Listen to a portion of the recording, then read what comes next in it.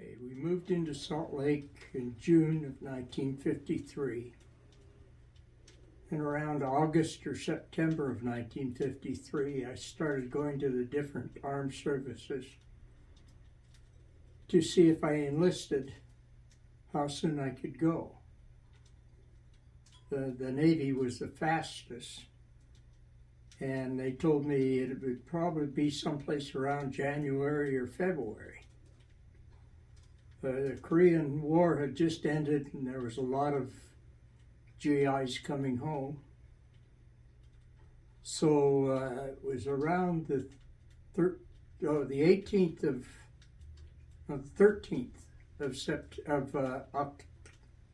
December when the Navy called me and told me to report to Fort Douglas for induction into the Navy. So I reported, and they told me not to plan on coming back home because I was going right down to the train depot and we'd be going to San Diego for boot camp.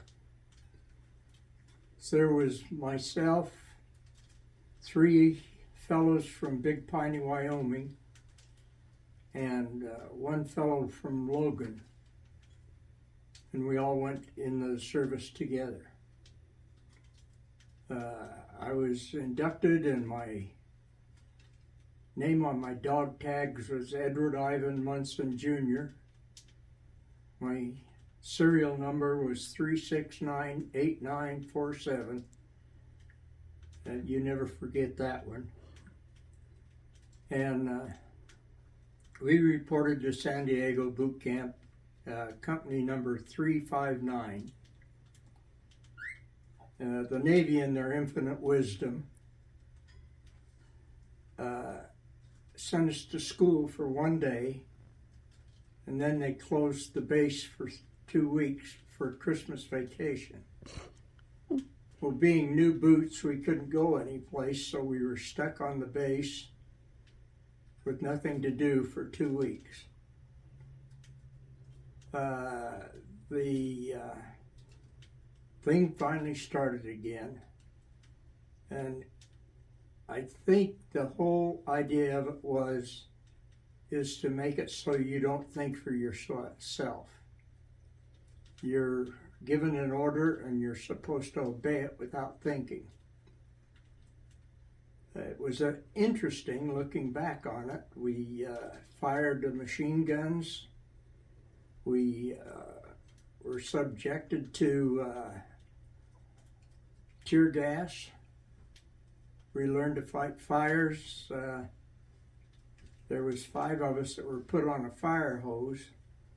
They had a big cement building, and they put fuel oil inside it and set it on fire. And you were to go in and put the fire out. But nobody told me they're going to close the door behind you. So the smoke was horrendous. It was that thick black stuff. And so we put out the fire. The rest of it was mostly marching and firing M1 rifles and this stuff. And I finally got out of boot camp and came home.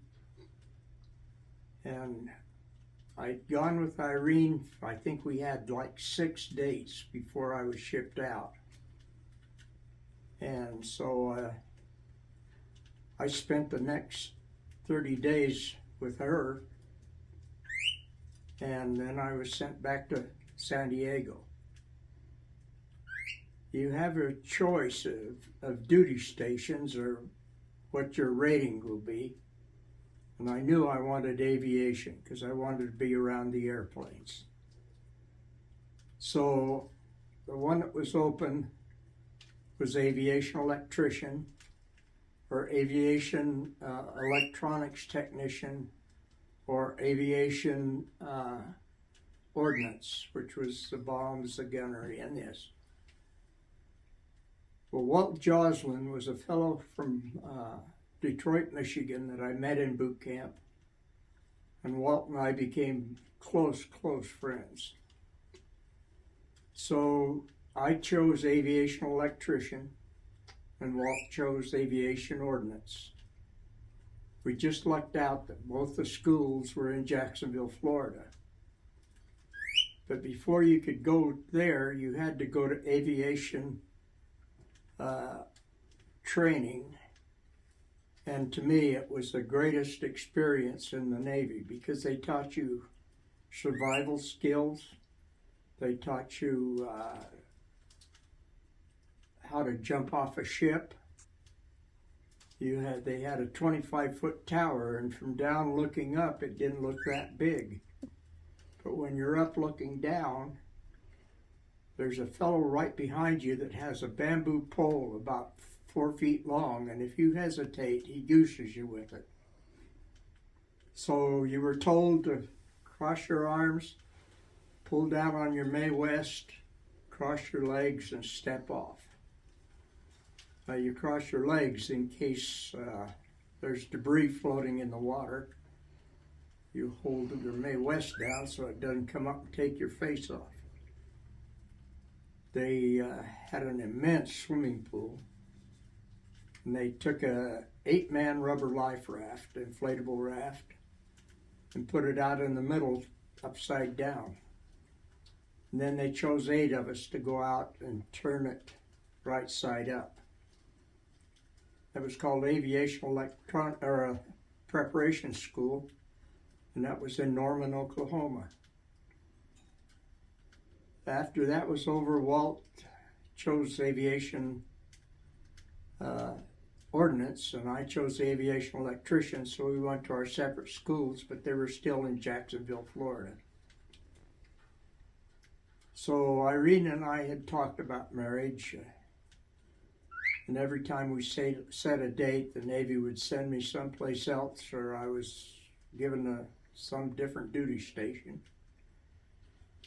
So one night in Jacksonville, Florida, I called Irene, and they'd closed. She was worked in Walgreens offices, and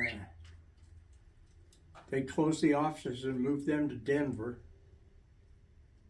And so the only job Irene had was a little like an Arctic Circle type thing out in Holiday.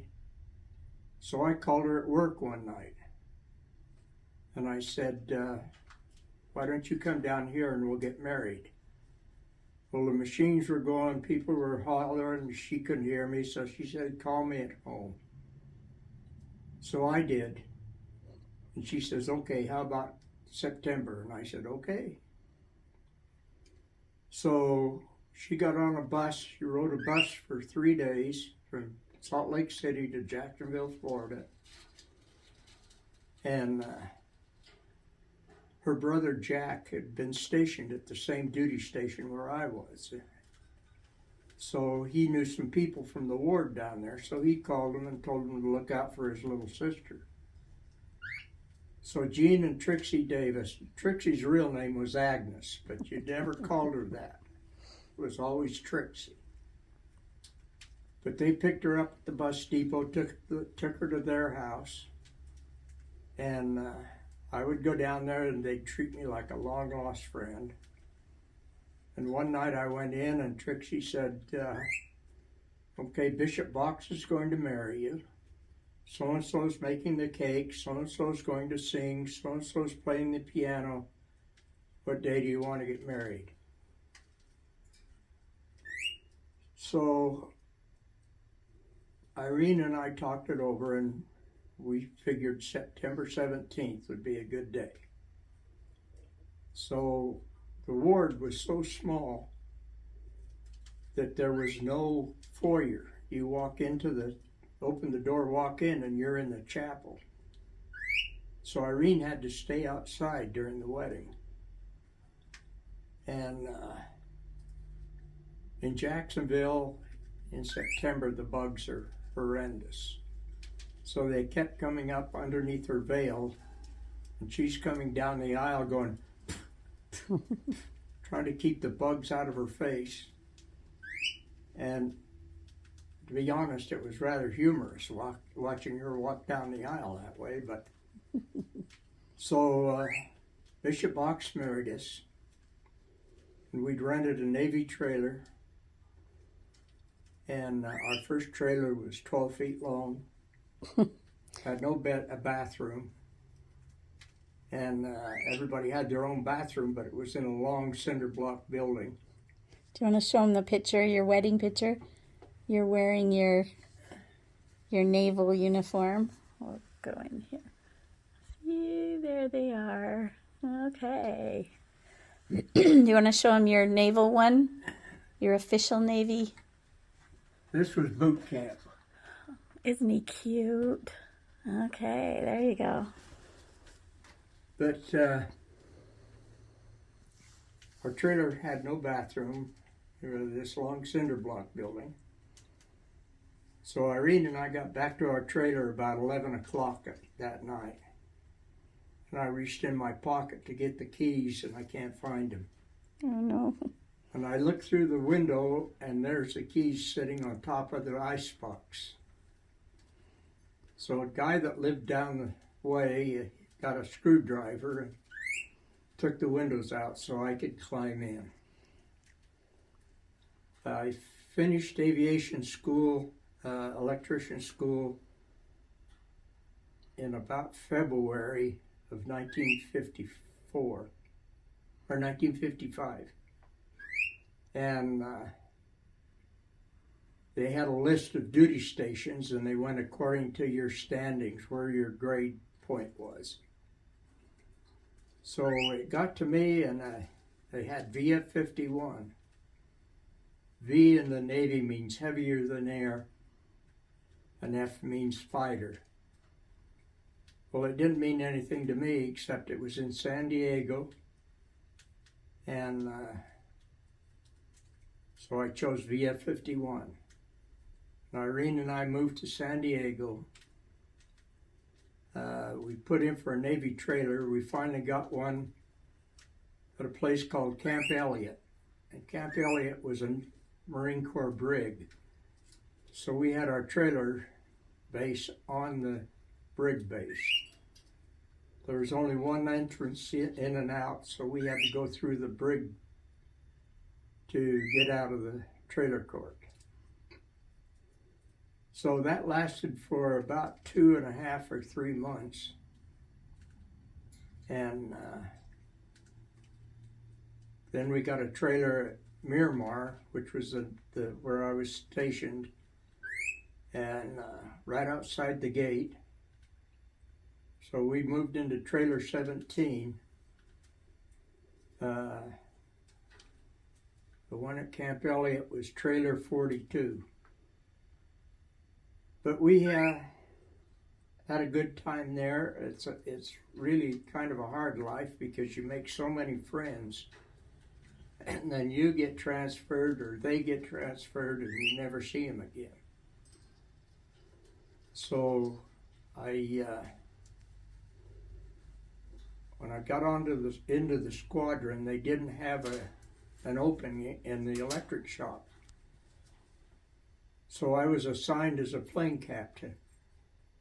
And a plane captain is given his individual plane to maintain, to check, and to strap the pilot in, plug him in.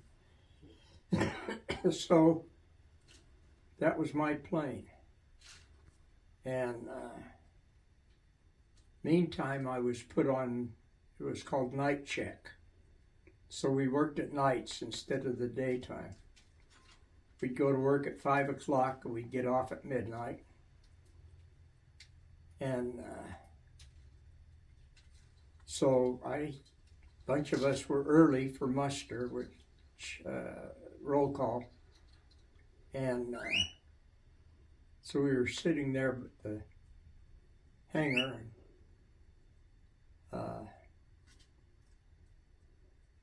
This plane came in, and it was my plane, so I went out, got it all fixed, gassed, and everything. And then I decided it looked kind of scroungy. So the next day, I spent, I don't know how long, waxing it. And waxing an airplane is like trying to clean your sidewalk with a toothbrush. It's huge. But I finally got it done. And then one day this pilot who was everybody liked, his name was Putman.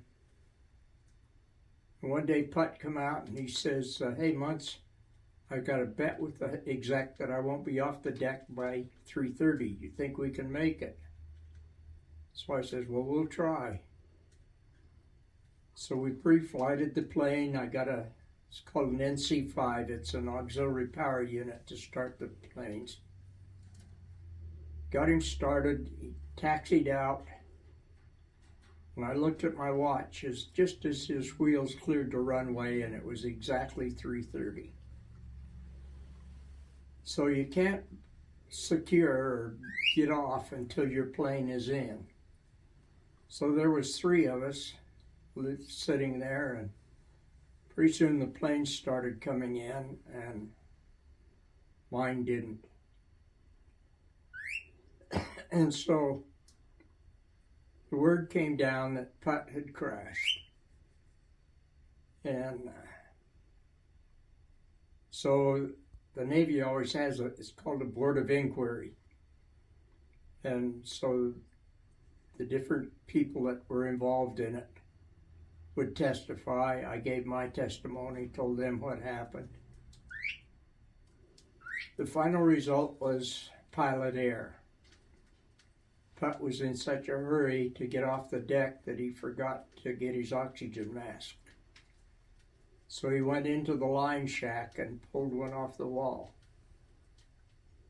And he went in, straight in from 40,000 feet. And of course it killed him, but one of the guys in the line shack testified that Putt had grabbed a mask, and it evidently had a bad oxygen regulator in it. So our squadron went aboard the USS Bonhomme Richard, the carrier, and we went there from May until December. Well, my discharge date would be while we were still at sea. So I was given a choice of either being put off at the Philippines and catching a troop ship back, or extending for 30 days. So I extended, I came back, and I went directly to discharge. So I was discharged from the Navy on the 13th of December. And that's about all I can tell you. 19 what? 1957. 57. Okay. All right. So you served on the Bonhomme Richard last. Which were the 2 right before? We had before a squadron can go aboard a carrier, they have to pass tests, and pilots have to make, they're called FCLPs, Fleet Carrier Landing Practice, and they have the runways at Miramar marked off the length of a carrier deck. So they had to do so many, they called them bounces. They come in, bounce, hit, throw the gas to it, and go around and do it again. So the first carrier we were on was the Essex. The nice thing about the Essex was the Navy allowed the wives to go aboard for 1 day. So they got to watch the catapults, they got to watch the landings. They ate in the chow hall. The only part they couldn't go to was, the Navy called them berthing areas, sleeping quarters. So Mom got to go on that. And we finished on the Essex, and then we were put on the Lexington. And during the Lexington, they do war games. And our game was that Hawaii had been invaded. And our carrier group, there's 5 or 6 squadrons in our air group. and we were to provide air cover for the Marines when they invaded Hawaii. So that's what happened before we went on the Bonnie Dick. Okay. Okay.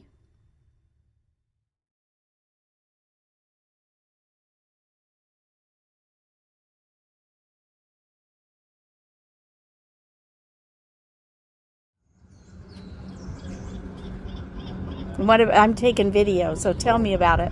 Well, for ship's company, the green works the deck. Okay. In the squadrons, the green, I was an aviation electrician, and green was our color. Okay. The red is for ordnance, for bombs, gunnery, that stuff. The white is your medics and doctors and that. Okay. The brown is the plane handler. Purple is the refueling crew, and the yellow is a catapult. Okay. And how about the blue guy? Well, White? I'm not sure, but I think probably those are the guys that work the arresting gear. Ah, okay. All right. When Korea first started, we didn't have warplanes like we've got today. Our hotshot jet at that time was the F-100 Shooting Star. It was underpowered, couldn't maneuver. It was really a worthless piece of garbage. So they changed it to the F-9F Panthers. That was probably the most popular ship that the Navy had, plane. But it was very maneuverable, had a strong armament. It was really a good plane. And she was, to me, was the one that won the Korean War. Okay, and this is the F9F that he's talking about, that he dealt with.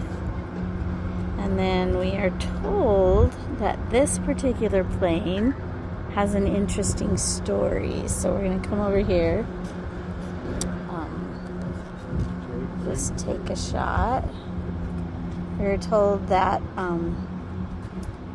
that this Williams guy shot down a whole bunch of MiG jets, but he was in Russia at the time, which was a no-no. So this victory and his shooting it down right there was kept secret for 50 years because he shouldn't have been in Russia doing it. So now the story is out. The Eagle, or the Hornet, she was a precursor to the Eagle, which was the chase plane that was used in the movie Maverick. Okay. She's a strike fighter.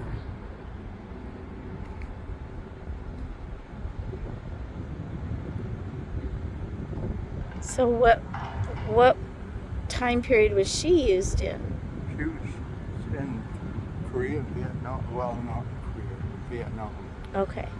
So after your time. Yeah. Okay. All right. So watch for the descendant of this plane in Maverick. Show us where. 1957, VF-51 took second place in all Navy, the entire Navy, in gunnery.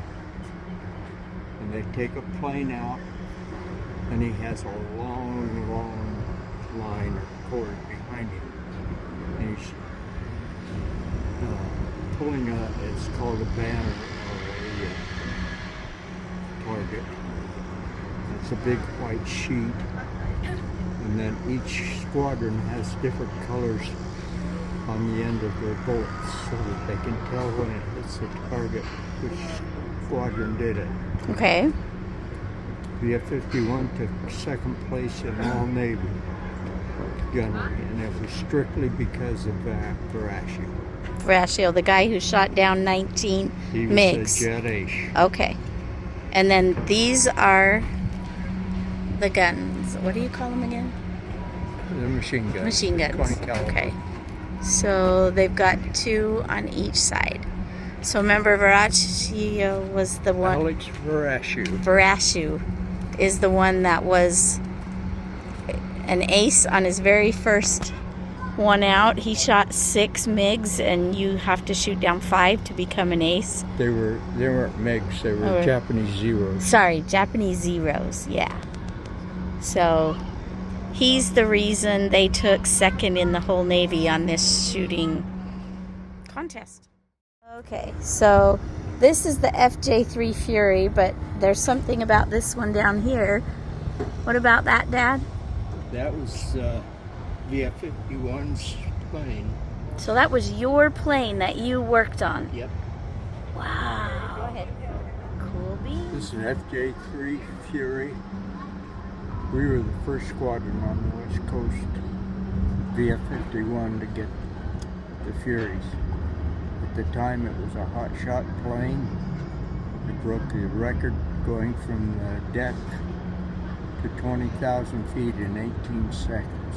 Wow. But she was a good plane, but we also inherited the problems. For some reason, the plane started crashing, and we lost 6 planes, 3 pilots in 5 months. So the Navy grounded it. And it ended up, the problem was the bearing in the front of the jet engine. Oh. So did they fix it and then keep this plane? Yes. Okay. Okay. So we'll come here since this was one of Daddy's planes. I'm going to let you see the FJ3 Fury fighter. Okay. And we'll come over here and show it to you from the side. Uh-huh.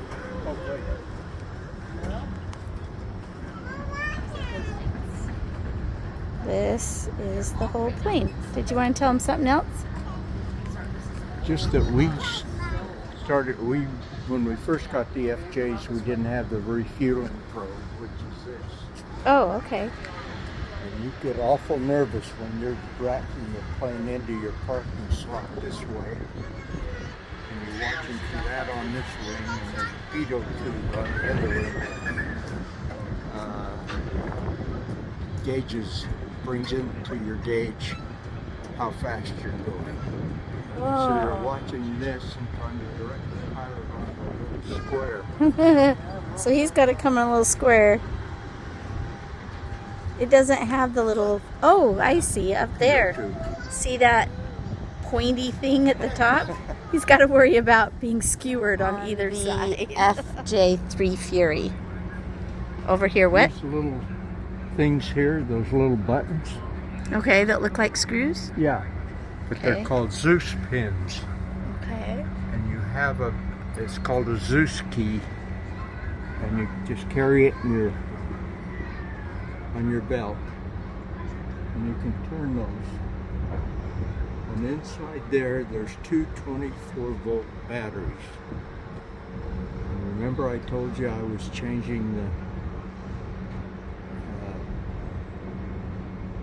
circuit breakers between the feet?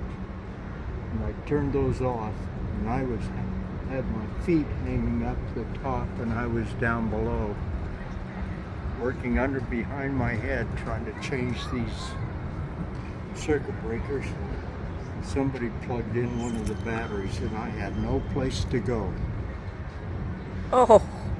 A lot of yelling, a lot of swearing. But you couldn't move.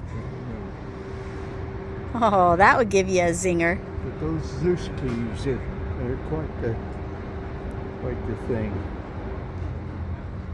And then you ask how you got up there. Okay. You know, I told you there was these steps that you could handholds, and you pull yourself up and step on them. They've done over them, but this button right here is the one you push, and these come down. And they just, you can pull yourself and then step on these and up into the canopy. Okay. A lot more complicated than getting on a horse. Yeah. Anything else you want to tell them about this one? Not that I can think of. Okay. Tell them about what this is. You can't start a FJ on a battery. So you have to go get, this is called an auxiliary power unit. It looks like a little Jeep. He goes and plugs this into the bottom of the airplane. And then he cranks it up to 100%. And it's enough power to start the plane on. You can't start an FJ air start. So where do they plug that thing in?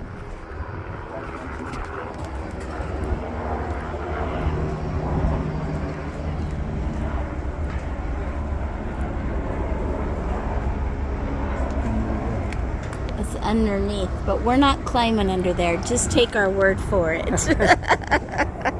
That plugs in to this plane so they can start it.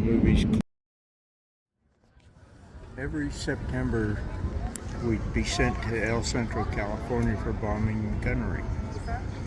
And that was the enlisted men's time that they could get their flight hours in, so they'd get their flight pay. So 4 hours doesn't sound like too much, but when you're in a plane for 4 hours, it's a long time. So I got my first 2 hours in it's called a flying boxcar. And so my next 2 hours, I was supposed to get it in one of these planes. Well, it was a two-seat. The pilot sat on the left, and in front of the guy on the right is this big radar screen. So the pilot goes in, and each plane has a different colored powder in their bombs. And so when he goes in, he pulls out, and they can tell by the color how close he came to the target. Well, the pilot goes in, he drops his bombs, he pulls out, and he looks over his shoulder to see where his bombs hit. Well, the pilot, the plane I was in, went in, he looked over his shoulder, but he hadn't pulled out yet.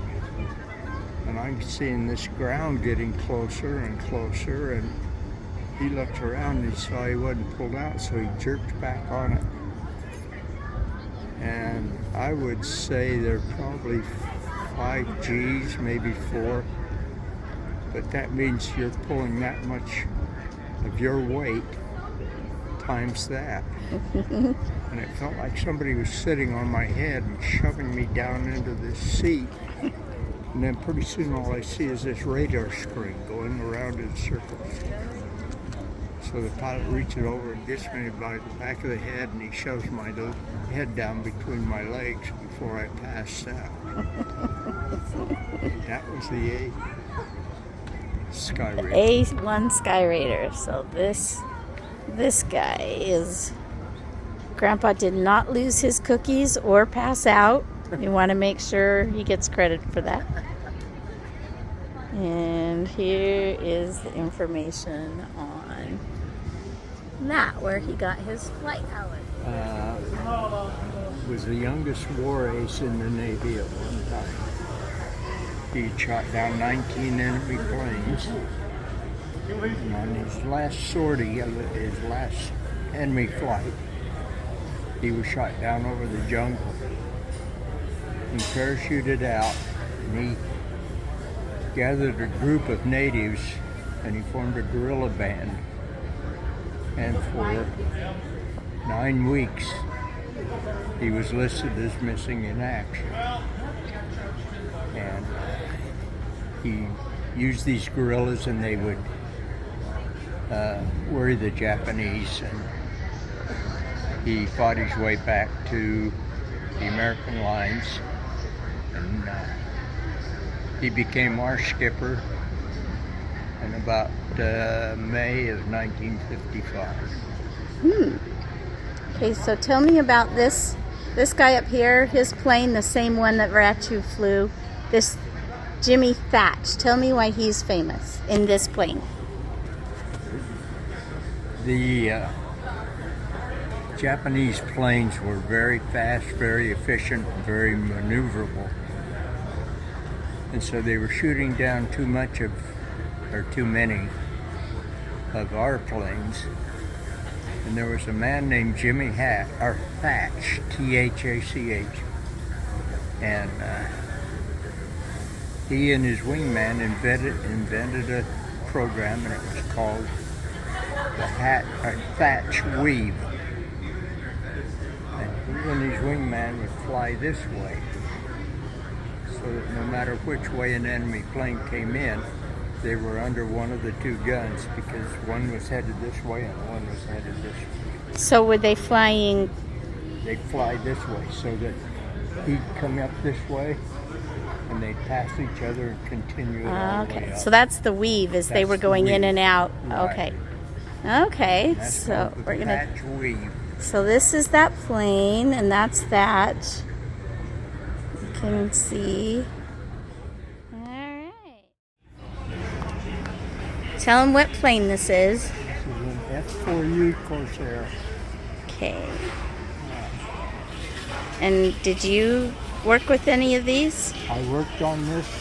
This was one of the first planes I worked on when I went to aviation electrician school. It has they call it butterfly wings. You see how it slopes down? Mm-hmm. And they drop the wing down, it raises the nose of the plane so that compensate for the, and they put a bigger propeller on it, and it can carry more than its weight in on them. They're great planes. They really So, are. what did they use it for? Was it reconnaissance or bombing or? It was bombing, and they were good gunners. They were good planes. Oh. Okay. They weren't as good as the F-4Us down the other end. They were great. Okay. But you can see when he drops his tail hook, it comes down right along the deck. And these cross-deck pennants sit about that high. So he drops his tail hook, and he'll try to get number 3 pennant. So he's trying to make that hook as he's coming on the deck. He's trying to get it to grab the little stopper cables. Cables, yeah. Okay.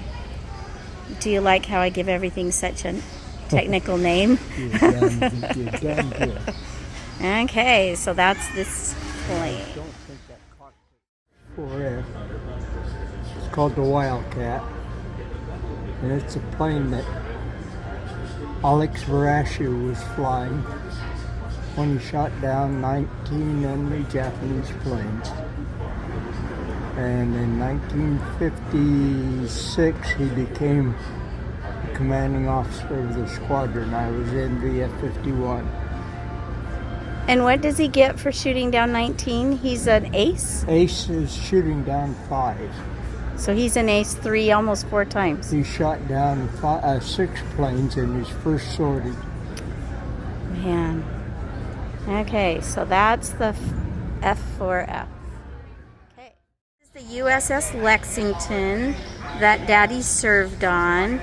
So tell us when you were on it and what you were there for. All squadrons have to pass a qualification to get on a carrier. The Lexington was one that we were on. They do, it's called war games. Our war game was that Hawaii was being invaded, so we had to provide air cover for the Marines.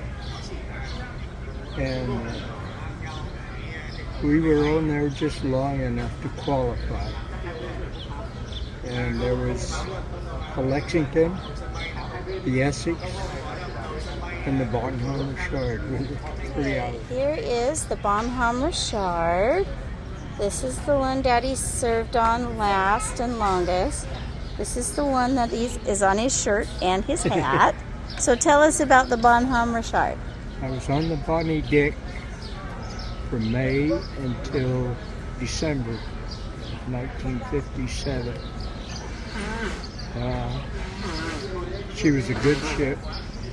We had a few problems, like one of our evaporators quit, so we didn't have enough fresh water. Oh. So they'd hook a hose up over the number 2 elevator and drop it down, and then they'd spray with salt water out of the ocean. So that was your shower? That was our shower. Oh. They'd only turn the drinking fountains on. The drinking fountains were called scuttlebutts. And they only turned those on for a few hours a day so you could get a drink. Okay. Anything else you want to say about that ship? Not that I can think of. Here we are at, this is the food. Dad says this is better than he ever got. There's the famous chip beef. How did you eat chip beef, Dad? On toast. And what'd you call it? Shit on a shingle. SOS, right? What did you eat the most of, do you remember?